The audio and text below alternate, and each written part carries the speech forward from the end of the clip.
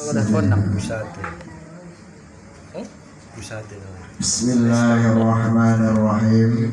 Assalamualaikum warahmatullahi wabarakatuh. Udah tak semangat lagi salam, tanda-tanda sudah mengantuk. Nabok kopi, bawa ini kultum saja ini Ustaz. Ya, kultum kali 5. Alhamdulillahi rabbil alamin wal aqibatu lil muttaqin wassalatu wassalamu ala asrafil anbiya'i wal mursalin sayyidina wa maulana Muhammadin wa ala alihi wa sahbihi ajma'in. Allahumma salli ala sayyidina Muhammad wa ala alihi wa sahbihi wa man tabi'ahu wa mawalah. Amma ba'du, wa qala Allah ta'ala fi kitabihil karim, a'udzu billahi minasy syaithanir rajim. Bismillahirrahmanirrahim.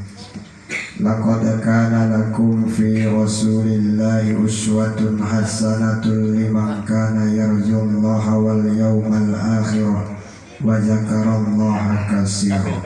Shadaqallahul azim.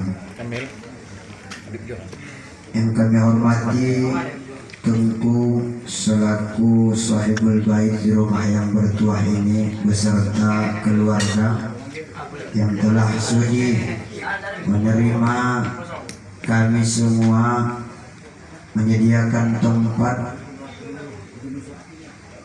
Mudah-mudahan apa yang dilakukan oleh Tengku dan keluarga ini menjadi penambah amal ibadah di hadapan Allah Subhanahu wa taala. Amin.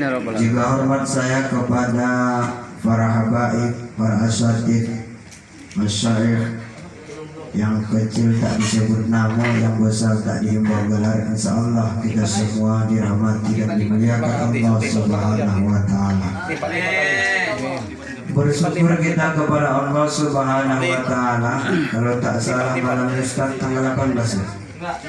18 Rabiul Awal. 18 Rabiul Awal 2020 Rabiul Awal. Hari Jumat 20 Rabiul Awal 1440 Hijriah. Mudah-mudahan dengan datangnya bulan yang mulia ini, kita pun semakin mulia di hadapan Allah Subhanahu wa taala. Amin ya rabbal alamin. Bapak Ibu, orang-orang tuaku yang dirahmati Allah Subhanahu wa taala, kopi pun sudah keluar kan? Biasanya kalau sudah datang minum, pendongakan pun sudah tak fokus, ya kan? Yang sakit awak nanti, yang mendongakkan bisa minum sambil makan, yang baca tak menengok-nengok saja. Nah, ini yang jadi masalah. Ya kan, otaknya kompak sama-sama minum pula kan?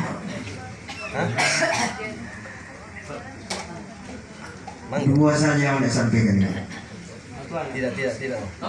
Rasulullah Sallallahu Alaihi Wasallam yang kita bacakan malam ini maulidnya, beliau menjadi suri tauladan bagi kita. Banyak sebenarnya contoh yang harus kita ambil dari Rasulullah Sallallahu Alaihi Wasallam. Bahkan pernah satu ketika Rasulullah bersama para sahabat, lalu Rasulullah berkata, "Wahai para sahabatku, aku rindu dengan saudara-saudaraku." Lalu kata sahabat, "Siapa saudaramu ya Rasul?" "Apakah kami ini?" "Bukan, kamu adalah sahabat-sahabatku. Yang aku rindukan, mereka tak pernah melihat wajahku, mereka tak pernah duduk bersamaku, mereka tak pernah menatap wajahku, mereka tak pernah mendengarkan ucapanku secara langsung, tapi mereka yakin dan percaya, beriman kepadaku, dan mereka lah yang aku rindukan. Mereka nanti datang jauh setelah aku wafat, yaitu kita sebagai umat Rasul Sallallahu Alaihi Wasallam. Mudah-mudahan kita lah yang dimaksudkan oleh Nabi Sallallahu Alaihi Wasallam. Amin. Kira-kira kindu tidak kita dengan Rasulullah. Duh. Rindu apa tidak dengan Rasul? Kalau seseorang itu rindu dengan seseorang, yang pertama dia banyak menyebutkan namanya. Itu disebut nama Nabi, kita berkomboh. Doa kajian asyhadu anna Muhammadar Rasulullah. Apa kau? Apa baca? Tak baca nama berkomboh di dalam masjid doa kajian. Boleh didongakan tidak masuk ke dalam surga bersama Rasul. Jauh dah digolai malaikat awak. Gaya kot juga.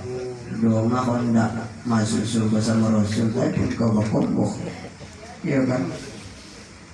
Puasa ini ibu-ibu, bapak-bapak yang pernah dulu muda, pasti pernah rindu kepada seseorang. Ya kan Bu? Ibu ini aku tengok bau datang, bapak ini bau datang, bau nampak apa entah kalau aku bau nampak ya, aku datang. Sewaktu kita rindu kepada seseorang, kita pun selalu menyebut namanya. Iya kan? Asalkan teringat namanya berbunga-bunga dalam hati, bintang-bintang. Ya kan? Begitu nampak wajahnya, Allah bahagianya. Sebelum wajahnya nampak atap rumahnya, singgah rumahnya pun sudah mau gawat. Makanya kalau kita rindu dengan Rasul, banyak kita mengucapkan salawat. Yang kedua, banyak mengikuti tingkah laku dan perbuatannya. Nah, apa tingkah laku Rasul? Rasulullah itu sadidul haya wat tawadu. Rasulullah itu mempunyai sifat malu yang sangat tinggi dan rendah hati. Bukti salah satu orang yang pemalu, dia ketika mendengarkan kalam Allah, kalam Rasulullah, dia tak mau berkumpul. Itu bukti orang pemalu, iya kan? Tidak. Kawan baca berapi-rapi, awak pun berapi-rapi. Iya kan? Kalau pakai raya tidur. Lumayan lagi. Seorang malaikat menghitungnya, oh dia ini ceramah segini hitungan pahalanya, oh dia ini tidur segini pahala. Ini kawan berkomboh, dia berkomboh. Makin kencang kan berkomboh, makin hebat komboh.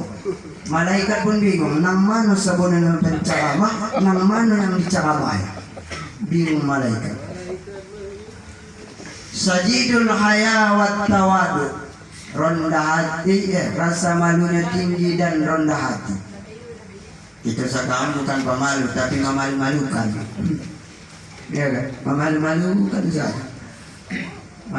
Malukan, ya Allah. Di hatilah. Tanamkanlah rasa malu di dalam hati. Apalagi kalau sudah dipuji Allah. Dia lah memang hebat. Ustaz Kondang, Ustaz Kadro naik telinga. Tak lintas. Aku sebagai itu kan orang, ya Allah ya Tuhan buat sama kucing langsung balik. Awak ini kan mau bilang kondang, betul Pak, kono undang. Tadi kono undang ke genting air genting, mengisi ceramah sekolah SD anak-anak mumpuni. Macam mana ceramah menghadapi anak SD? Ya Allah. Tapi memang begitulah. Ada lagi anak SD memang udah tahu waktu ribut. Daripada SMP, SMA apalagi omong-omong. Anak SD dah jelas dia tak berakal, ribut tak masalah. Ini yang sudah jelas berakal pun ribut. Nah ini jadi masalah. Tanamkan rasa malu. Hal haya'u minal iman. Malu itu bagian dari iman. Kalau kita mengaku orang beriman, maka tanamkan rasa malu. Pertama malu kepada siapa? Kepada Allah. Ini mesti malu kepada Allah. Banyak orang yang tak bermalu kepada Allah. Aku buktinya ketika dipanggil hayya 'alas shalah, mari salat. Hayya 'alal falah, menuju kemenangan. Banyak orang yang cuek, bahkan tak peduli dengan panggilan Allah melalui muadzin. Kalau kita lewat, disapukan orang, melewatlah saya, disapukan Ustaz Taufik Habib tu, tak menyaut aku, kira apa Ustaz bilang? Ustaz, apa Ustaz bilang? Sombong, iya kan? Sombong apa tidak? Tak fokus Ustaz, sombong. Ketika Allah memanggil melalui muadzin, kita tak peduli, berarti kita sombong kepada Allah. Banyak orang sekarang sombong dengan Allah. Mungkin kuasa kita masuk gitu. Yang merasa kita lebih baik daripada orang-orang yang lain. Ketika kita merasa lebih baik diri kita daripada yang lain, disitulah datang dosa kita. Merasa lebih hebat daripada orang, merasa lebih suci, merasa lebih alim, merasa. Makanya dari itu tanamkan rasa malu di dalam hati kita. Kalau kita memang cinta dengan Rasul. Yang kedua adalah sifat rendah hati. Rasulullah itu luar biasa rendah hatinya. Tak pernah merasa hebat, tak pernah bilang aku nabi, aku dijamin masuk surga, tak pernah. Ini ada tidak orang mengaku-ngaku, mengakulah begini, mengaku begitu, mengaku. Kalau mengaku mudah dan gampang, seorang mengaku. Tapi ketika diakui ini yang susah, iya kan? Kalau hanya mengaku gampang ya. Aku hebat, aku ini, aku pandai, aku ini, gampang.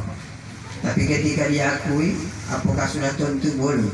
Makanya jangan sombong. Apa yang membuat kita sombong? Kadang-kadang corona bertambah tinggi derajat kita. Mungkin corona sering dipanggil orang ceramah, mungkin corona sering dipanggil selawat kita nih, mungkin corona kita hebat membaca, mungkin corona kita hebat main hadrah, mungkin corona hebat kita segalanya mengaso. Lebih hebat, lebih viral. Ya, datang rasa sombong. La yadkhulul jannah man kana fi qalbi dzarratin min kibri, kata Rasul. Tak akan masuk surga orang yang ada di dalam hatinya rasa sombong walaupun sebesar biji zarah. Hati-hati. Jangan sombong. Jangan sombong, apalagi makanya aku tengok media sosial. Ustaz begini-gini, aku tidak sempat mencari aib dan kesalahan orang, tapi kujadikan apa yang kulihat sebagai pelajaran di dalam hidupku. Kenapa? Kita masih bersyukur dengan Allah. Kita masing-masing punya aib ini. Tetapi Allah masih sayang, Allah tutupi aib kita. Makanya barang siapa yang menutupi aib saudaranya, Allah akan tutupi aibnya. Jangan kita terlalu sibuk mencari aib dan kesalahan orang sehingga lupa dengan aib kita. Kenapa? Karena merasa baik dan ada rasa sombong di dalam hati kita. Apalagi punya harta, punya mobil, kawan berkereta, menyapukan pun tak buka kaca, titip. Jangan. Kadang tak mensapukan, lainnya pulanya kawak konoban. Allah, ya kan? Nampak kereta kawan bawa, kereta kawan bubuk, makanya aku kereta aku tak ganti-ganti lah. Ini saja lah aku kereta aku bikin supaya jangan ada sombong asal. Kalau sombong naik biji ya kak besok, nampak awak naik Supra datanglah tinggian jauh. Elok lah awak naik Supra, janganlah kawan naik biji. Tak boleh ustaz biji, memang tak boleh ikut. Kalau tak boleh boji juga ya. Tapi kalau ada nak membolehkan tak apa lah itulah. Mantap. Maka kesimpulannya yang pertama, tanamkan rasa malu yang pertama kepada Allah, yang kedua sesama makhluk. Yang kedua, jangan pernah merasa diri lebih baik daripada yang lain, karena kita semuanya adalah hina dina di hadapan Allah Subhanahu wa taala. Tetapi jika kita mendekatkan diri kepada Allah dengan ikhlas, maka derajat kita akan tinggi daripada para malaikat. Bapak Ibu, orang-orang tuaku yang rahmati Allah Subhanahu wa taala, mudah-mudahan apa yang disampaikan pada malam hari ini dapat bermanfaat khususnya untuk diri saya pribadi dan umumnya untuk kita semua. Marilah sama-sama kita setiap hari, setiap waktu semakin mendekatkan diri kepada Allah Subhanahu wa taala, karena hakikatnya umur kita bukan semakin panjang tetapi semakin pendek di hadapan Allah Subhanahu wa taala. Mungkin ini saja yang dapat disampaikan, lebih dan kurang